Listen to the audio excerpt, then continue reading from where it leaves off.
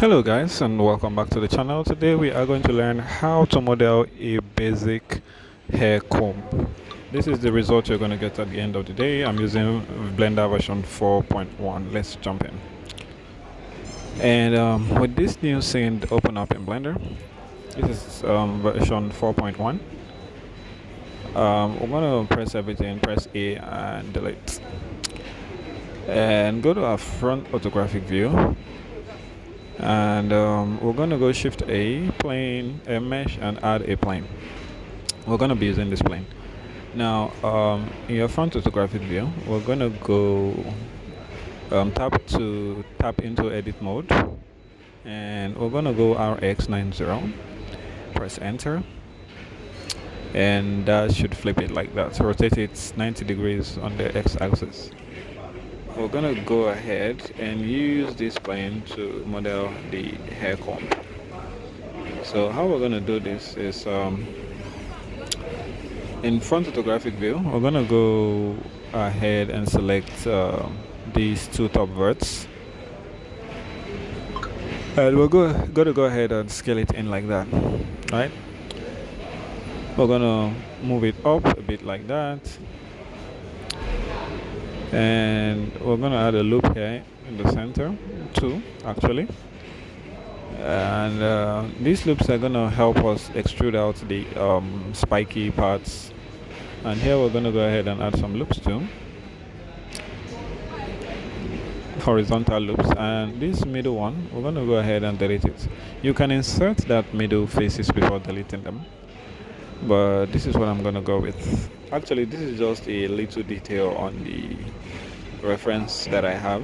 I'm holding it. I don't have an image of it. I would have uploaded it for you guys to see. So, but after extruding it like that, you want to scale it out a bit. You want to go ahead and extrude it on the z-axis again and scale it out a bit. And this is where the spiky hands are going to come out from. The part where that runs through your hair when you're combing it. Yeah, it's going to come out through that part. Now I'm going to go ahead and extrude it one more time like that. Now what we can do is to, first of all, we're going to have to add some loop cuts, right? We're going to add some loop cuts that are going to help us, extrude out those spiky parts that runs through your hair. So what I'm doing is just going Control R and adding some loop cuts here. How we're adding those loop cuts, we're gonna have a checker kind of extrusion from this. So what you want to do is you want to make sure you have even geometry going around, so that when you extrude, in fact, let's just add some loop cuts. Okay, I already added some loop cuts there. Then we want to select this face. What I mean by checker extrusion is that we're going to extrude one, skip one, extrude one, skip one. So you want to have enough geometry that would actually give you the right numbers, right? So you could select this and go F2 and checker deselect, or you could just manually select it like what I'm doing right now. You want to select it, one, skip one. This is what I'm saying. Now if you get to the last part, and the last one has to be extruded, so that means second to the last one have to be down. You get? So what I'm going to do is I'm going to add an extra loop so we can have an even number, but however we don't have the right space in here. So what we could do is press loop select this and GG twice to move, and that's what we're going to do until we have an even spacing between them. But it's something you could do with your loop tool. If you have the loop tool add-on enabled, you could just select everything and go loop tool and then space it. But let me just do it manually so you guys can see what I mean. So I added another loop, which gives us 2 extra faces. We need 1 or 3 extra faces, so I'm going to add another loop to give us the last one. But just do your best to follow. You'll be able to model this at the end of the tutorial. Just keep watching. At this point you just have to watch what I'm doing.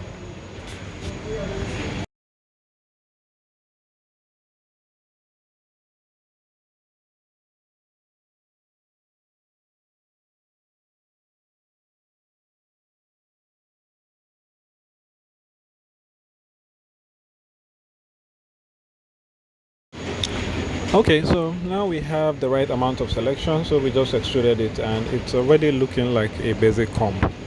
And I think, but it's infinitely thin because it has no thickness or anything of that, any depth to it.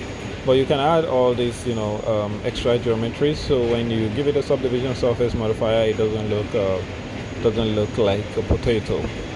Huh. So just add in some geometry to help with the subdiv modifier. So just going ahead, adding some geometry to it, adding some geometry. That's just basically what I'm doing. And yeah, I'm trying to look at the profile to be sure that okay, just to go ahead, add some more. Control R by adding in those extra geometry. By no chance are we trying to make it the same, but you could do it. You could add in the same amount of edges if you want geometry, but this is what I'm gonna go with. And as you can see, the loops cut are just random. They're not the same amounts or the same spacing. You understand? It's infinitely thin, so let's give it some thickness by extruding everything like this. And I think when we go ahead and give it a subdivision surface modifier now, you won't be able to tell. As you can see, some of the spikes are thick and some are very thin.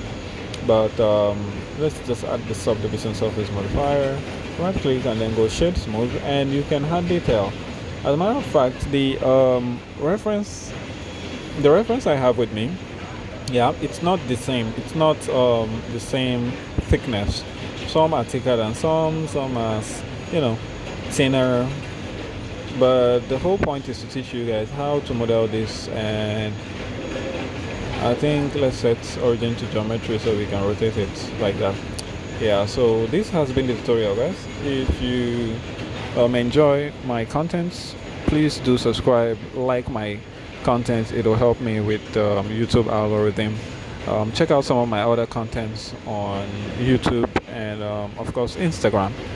And if you ever want to get any of my contents or any of my blend files, you can just let me know in the comment section. I would transfer it to you if it's free, if I have a free one. But if it's hard surface models or high poly mesh that I sell, because I do sell some of them, so I can just send it to you, and you make payments afterwards. So that has been the tutorial, guys. I think I like this blue color.